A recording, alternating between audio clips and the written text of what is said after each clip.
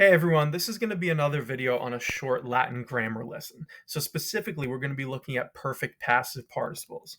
So to start, we want to think about what are participles, right? This is a question we asked in our video on present participles, but you want to understand that idea before we dive too far into it. And the short version is participles are verbal adjectives. Now, when you hear that, you might be a little confused, right? How can it be a verb and an adjective? Like, what do we have going on here? So let's break it apart into its two pieces, and I'll explain so you can understand how participles work. Okay. So the first part of what we said is that they're verbal adjectives. So the idea is that participles are forms of verbs, and that's important, right? They're kind of action words because they're coming from verbs. So that makes sense. Nothing too crazy there. The second half of it is the word adjective, right? They're verbal adjectives. So when we think of what adjectives are, you'll understand that participles describe things, right? So in a way that verbs don't, participles are a mix between describer words, right, the adjective, and action words, the verbs. That's all they are, okay? So since they're adjectives, they're going to have case, number, and gender. And these are things, like I said, that we hit before in our other video on present participles. Same idea applies to any participle you use, right, including perfect passive participles, which is what we're going to do in this video. Okay, so we're going to specifically hone in on this type of participle. And the idea for a perfect passive participle would be something like this. An example: if you said the closed door cannot be opened, right? If we're looking at that word closed, that's a participle, and it's actually a perfect passive participle. We're saying it's not just any door that can't be opened, right? It's a closed door. So this is coming from the verb to close, but it's functioning as an adjective, right? So the door having been closed is really the idea. Another example would be the girl praised by her father was happy. Praised is a participle here. It's a perfect passive participle, right? It's describing the girl, but it's coming from the verb to praise. So it's the girl who is praised or having been praised, however you want to translate it. So that gives you a little idea of what these perfect passive participles look like in English, just so you can start to wrap your head around it. And then we're going to start looking at the Latin. Okay, so what you saw in those two examples is that usually when it comes to perfect passive participles, we'll translate it as having been blanked or simply blanked, right? Whatever the perfect or rather the past tense form is in English. So you saw in the previous examples, I said the girl praised by her father. I also could have written the girl having been praised by her father, right? Having been blanked is kind of usually how we do it. In that first example I gave you, I said the closed door cannot be open. Another way to say that would be the door having been closed cannot be open. It means the same thing, right? But we just want to lock in on one kind of way you feel comfortable with your translation. Either of them will work. Having been blanked is kind of the generic form. Okay, so let's look at a few examples, right, just so we can understand how these work again. So here's some Latin sentences. They're coming from the Road to Latin textbook, right? So we cover in chapter 35 participles, okay? So you have raptae virgines quoque erant iratae et libertatem Romulum oraverunt, okay? So here we have our noun, virgines, the maidens, but they're being described by the perfect passive participle raptae, right? It's from the verb to capture. So you're saying the maidens having been captured or the captured maidens. Either one of those will show you how the perfect passive participle works in English, the translation. Both of them work. But let's unpack it, right? Raptae is describing virgines. Virgines is nominative rather, feminine and plural, right? Because there's more than one maiden. The maidens are women, so it's feminine, and they're the subject of the sentence. You're saying the maidens were angry, right? So since virgines is nominative, feminine, plural, raptae needs to be nominative, feminine, plural, and it is. And we'll see kind of later on in the video how that all works with the ending, but it's matching case, number, and gender, okay?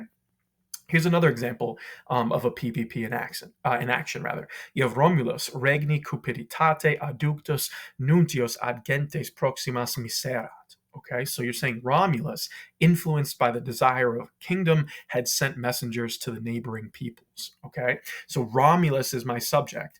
Adductus here is describing Romulus. So I'm saying Romulus influenced or having been influenced by the desire of a kingdom, right? So because adductus is describing Romulus, and Romulus is nominative, masculine, singular, right? Singular, right? There's only one of them.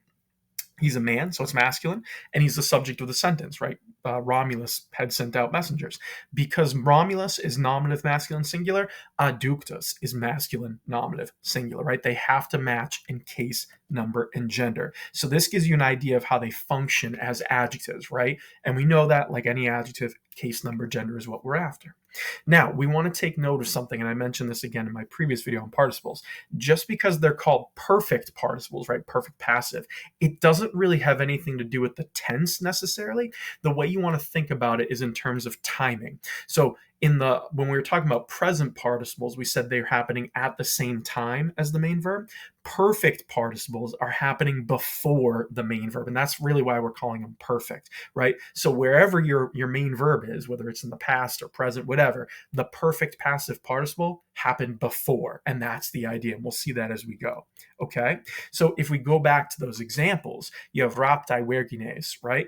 Raptai is our PPP, our perfect passive participle. The main verb here is really orawera. They begged, right? They begged for freedom. You could also use erant there. They were angry. Doesn't really matter, right?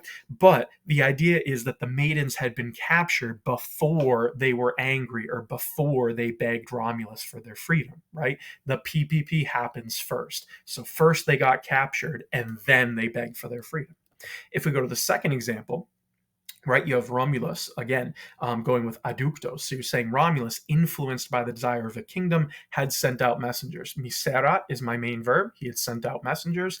Aductus is the PPP, the perfect passive participle. So in other words, Romulus was influenced by the desire of a kingdom first. That happened before he sent out messengers, all right? So it's really important to get the timing down here because technically Miserat is pluperfect tense, right? But before he had sent the messengers, aductus happened, right? He was influenced by a desire. So in your mind, you just want to make sure you understand a perfect passive participle is talking about the time before the main verb. That's the key thing you want to understand for it. Okay, so now that we got a little bit about them and how we use them in English and translate them, things like that, the timing, how do we actually form them in Latin, right? How do you create a perfect passive participle? And this is actually a lot easier than present participles because the PPP, right, the present perfect passive participle rather, they come from all conjugations and it's just the fourth principal part of a Latin verb, right? No need to actually do anything. So we've seen these before, right? The fourth principal part of your verb is going to end in usa It's using first and second declension adjective endings. So you don't have to add an infix or look it up. All you do is you look in the dictionary, you find that fourth principal part of your Latin verb. That is the PPP, the perfect passive participle. Okay, so that's really important. Now, that should sound a little familiar, and this is something you want to make sure you're paying attention to so you don't get confused. We've actually used the fourth principal part before, just in a different way. So the way we've seen it so far, if you're using the Road to Latin textbook, and if you're just learning about PPPs, it's fine. You probably saw it in this other form as well before you learned about participles. But if you were to add different tenses of essay, so either present, imperfect, or future form of essay to that fourth principal part, you'd be creating the passive voice for the perfect, pluperfect, and future perfect tenses. This gets very confusing, but the short idea, right, sort of the note here is that the PPP does not have essay attached to it. So it's just a fourth principal part by itself. That's a perfect passive participle, right? And we translate it as having been blanked. If there's essay going with it, it's different, right? The present form of essay would just be perfect passive. The imperfect form of essay would be pluperfect passive, and down the line. So if you're adding essay to a fourth principal part, you're doing something completely different. It has nothing to do with participles. This is where it gets very confusing. You have to really pay attention to see what's going on. So here's an example, just so you can kind of see what I'm talking about. The Road to Latin textbook, chapter 35, actually has a couple good lines where one is a PPP and one's not, right? So in the first line here, you have Sabini insidiis Romuli incitati Roma fugera, right? Incitati there is a fourth principal part. You'll notice there's no form of essay attached to it. It's just incitati by itself. That is a perfect passive participle. So you're saying the Sabines fled from Rome having been incited by the plots of Romulus. That's different than the second example. We have mox legati a patribus Sabinis ad Romulum misi sunt. Misi is a fourth principal part, but it has essay going after it. It's misi sunt, right? So this is not a perfect passive participle. This is the perfect tense passive voice, third person plural, right? Sunt. So it's not saying the envoys having been sent. No, it's saying the envoys were sent, right? It's a different translation. They look similar, but this is the idea. Perfect passive participles do not have essay going with them, okay? So save this example if you're trying to keep track of it. All right. Now, how do we actually form them in Latin? I said it is just the fourth principal part. So if you have the verb porto portare, which means to carry, if you go all the way to the end, you'll see portatus. That's our PPP, right? That's our perfect passive participle. So it uses us, a, endings. So all you do is add the endings, right? Us here, the left column will be masculine. A is feminine. Is neuter. You can go down the line for each, right? You have us, e, o, I, a, and e, o. That's all we're doing. We're just using a first and second declension adjective ending, depending on what gender we need, singular or plural, and what case we've got. All right. Now the plural form is the exact same thing, right? We're just using the plural ending. So you have portati, portatai, and portata, right? Masculine, feminine, and neuter. And again, just go down the line and fill it in with your first and second declension adjective endings, and you're good. You have perfect passive participles. All right. So hopefully that makes some sense. Forming them is really not bad. Using them is probably the trickier part. With certain participles, like you remember with present participles, forming them is actually kind of its own adventure, right? It's a little tricky. For PPPs, right, there's nothing really to it. You just add the first and second declension adjective ending. You've been using these a lot. You'll be fine, right? Nothing too crazy. So now that we've seen how they're formed, translated, used a little bit, let's get some examples. This way we can practice our translation and make sure that we feel comfortable and we're on the right track. Okay, so again, these are just lines from chapter 35, again, of the Road to Latin textbook. But if you see this, we have Sabini nuntium a Romulo misum acceperant et eum libenter audiverant. Okay, so you're saying the Sabines welcomed the messenger, acceperant nuntium. But it's not just a messenger, it's a messenger a Romulo misum, having been sent, misum, by Romulus, a Romulo. Okay, so misum is describing nuntium, right? It's not just any messenger, it's the messenger having been sent by Romulus, and they gladly listened to it. Okay, now you'll notice because nuntium is accusative singular, right? Misum is accusative singular. So you can kind of see it's, and masculine, by the way, but you can see how they match in case, number, and gender. Nuntium, misum. Nothing too crazy, right? The messenger having been sent. Here's another example, all right? If you have Tarpeia scutis oppressa cacidit, right? Tarpeia fell, cacidit, she fell down, having been crushed, oppressa, by the shield, scutis. So remember the second half of chapter 35 in Road to Latin is about Tarpeia and why they have the Tarpeian rock in Rome, right? Kind of a sad story. But in here, in this example rather, oppressa is our perfect passive participle, right? It's the verb to crush, and it's describing Tarpeia. Right, so Tarpeia fell, having been crushed by the shields. Remember, they all chuck their shields at her and throw her off the cliff. Right, these are matching case, number, and gender. You have feminine nominative singular Tarpeia, so you have feminine nominative singular oppressa. Right, nothing too crazy here. I think we only need a few examples. You can look at the other lines that we've used in this video if you want more, but these are actually pretty easy. Once you get the hang of it, there's nothing too crazy.